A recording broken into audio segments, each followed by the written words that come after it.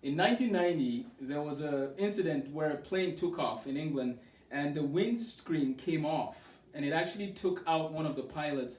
But we thank God everything worked out. He was able to the plane was able to land, and nobody died from that experience. But when you read the story and the follow up of what happened, this happened in about June of 1990, and you can look up the story online. What was interesting is that they had changed the panel for that screen, and one of the bolts, or some of the bolts that were used, were not the right size. That led to many people's lives almost being lost. What I want to encourage young people, or people as a whole today, on is this issue of giving your best, going above the bare minimum. We live in a day and time where many people might be okay with settling for less, just doing what will get you by. How about if we change our mindset and say, how can I go above and beyond what is expected of me?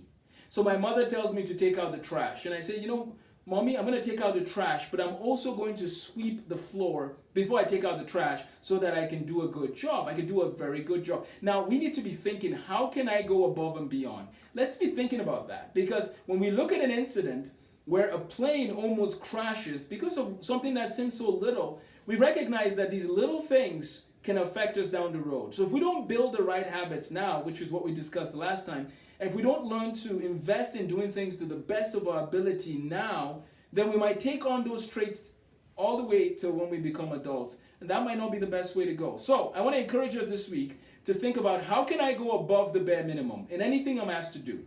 And if I go above the bare minimum, then I can be a blessing to people and use all the tools that I have been given. Let's think about that this week. How can we pursue excellence? How can we go above the bare minimum? And how can we do more than what is required of us for the glory of God?